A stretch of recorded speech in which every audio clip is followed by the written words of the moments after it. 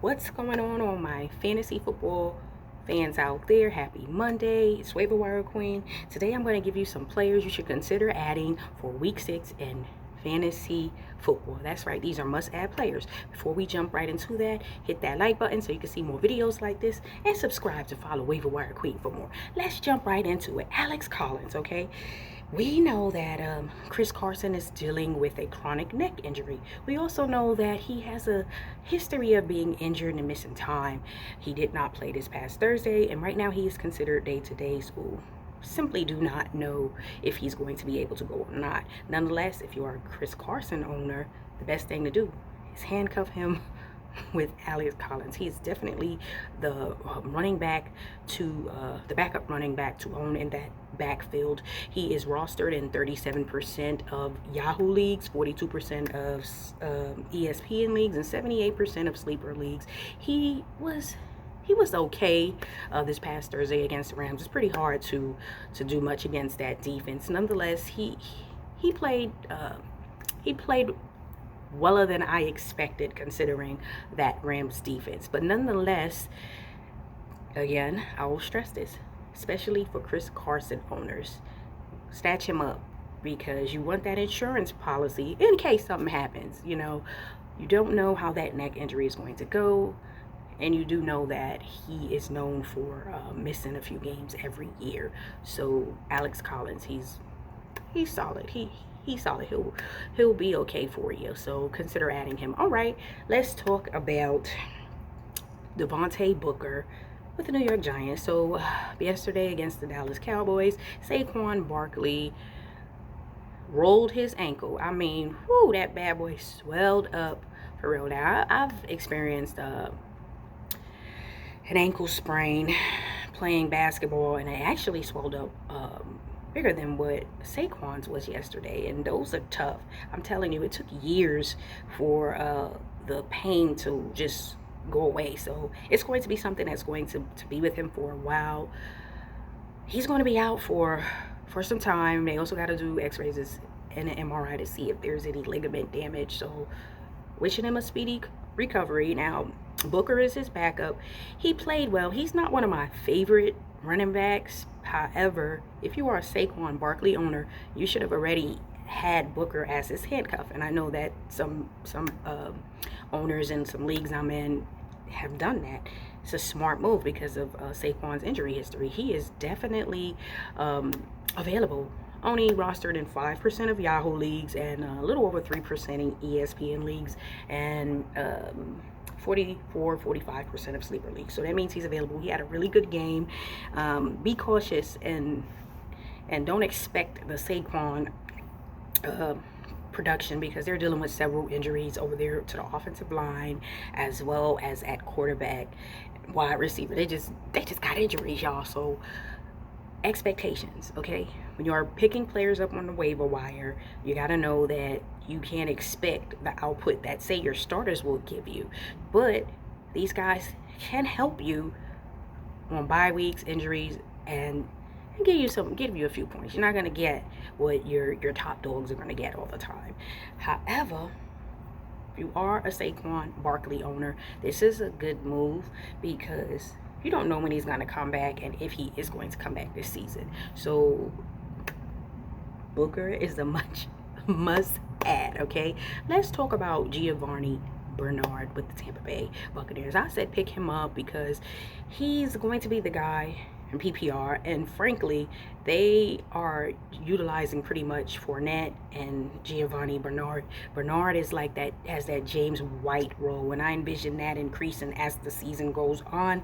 It's crazy to see how they scored over 40 points yesterday, and the tight ends didn't really get much play, but Bernard, he got a little bit of action, and it was good enough for flex play, especially if you were dealing with several injuries to your team. So he's only rostered in 60% of Yahoo leagues, a little over 10% in ESPN leagues, and over 68% of sleeper leagues. So he is definitely available and someone who can help you out bye weeks. If you don't feel as confident in Booker or some of the other running backs I've mentioned, then maybe Bernard will be a way to go in PPR, strictly PPR, because that's pretty much what they're going to utilize him, PPR game. All right, let's talk about Samaje Perine. So Joe Mixon is dealing with an ankle injury. Wasn't sure if he would go yesterday. He did. Perine, he had over 11 carries, which is unexpected if you see that Mixon is playing. However, you got to realize that that offensive line is really not that good at all.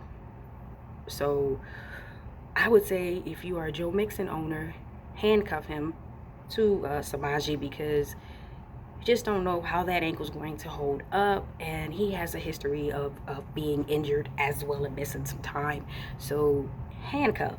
I always say it's a good idea if you have running backs who are injury prone to handcuff them with their backup. It's nothing wrong with using a bench slot for that, because you have peace of mind knowing that, well, if I have Saquon, I have Booker on my bench, and if anything's to happen to him, because the probability is high as hell, I have his backup, and I don't have to worry about someone else outbidding me or someone else having a higher priority on the waiver wire. So in this case, they're getting him involved. I believe they did that more so because Mixon wasn't 100%, and he's not 100%. It's going to take time for that ankle injury to fully heal, and it's not going to fully heal this season. So consider adding him.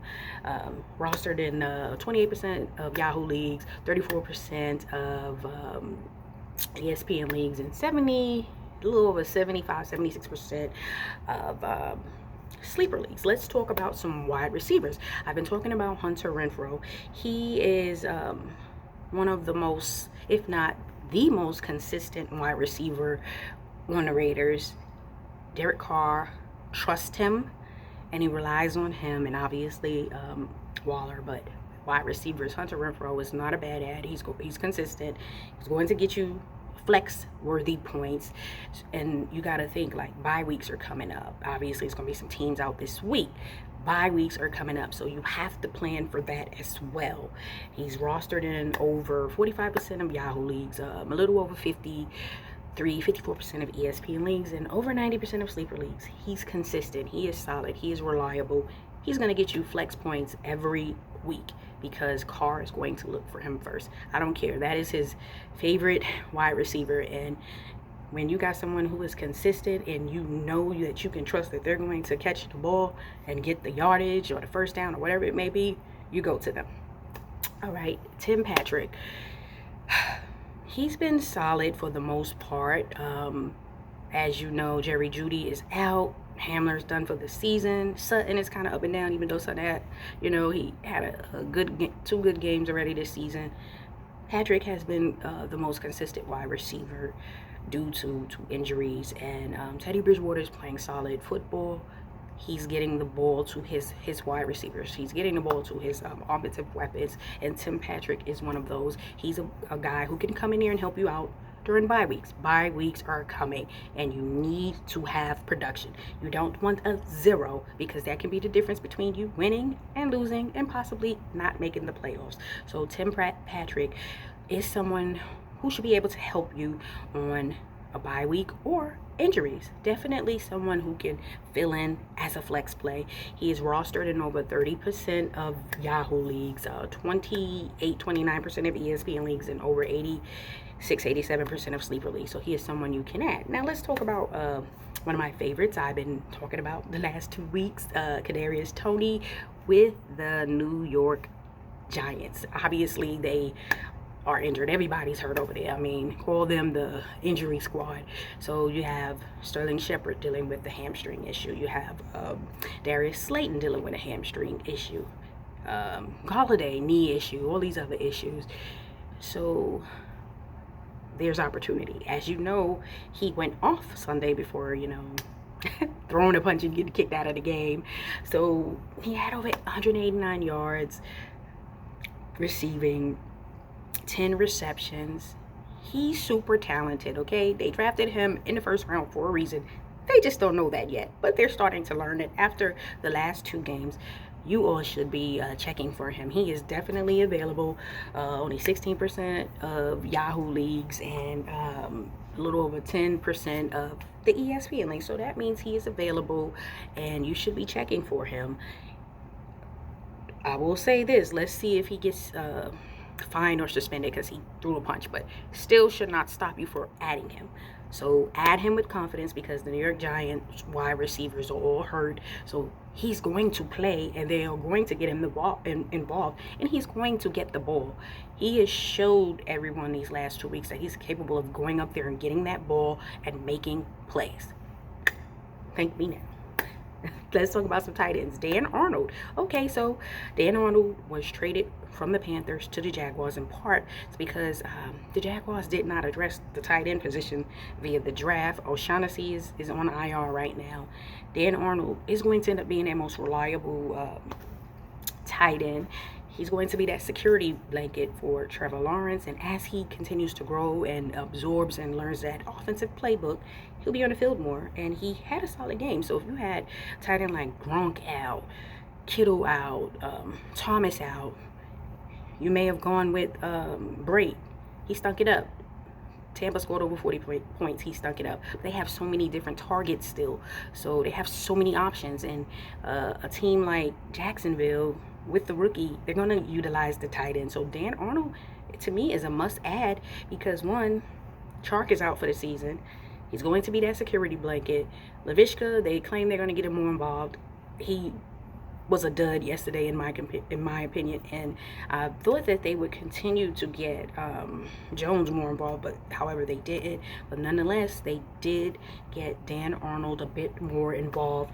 He's rostered in over 4% of Yahoo leagues, which is nothing. Pretty much he is available. He had 64 yards, 6 wrecks. He is available. So what do? You pick him up, because tight end position right now, some of the top dogs are hurt and out, and you don't have a lot of options that you can rely on. He's a nice sneaky option that you can rely on, because now with the Tampa, we thought Brate may step up or Howard, and it just hasn't happened these 2 games. So another player, Hunter Henry, he is showing me that he is becoming Mac Jones' favorite tight end.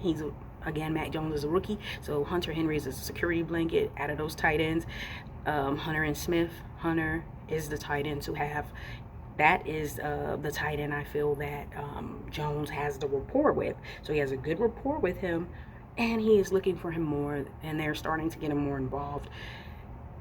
Pick him up, because he is definitely available out there. Over 40% of Yahoo leagues, over 30% of ESPN leagues, and over 90% of ESPN leagues. So sleeper leagues. So he is definitely available. Most reliable option out there between him and Myers. If it's not him or Myers, then I wouldn't trust anyone else. So go on and pick him up with confidence. Let's talk about some quarterbacks.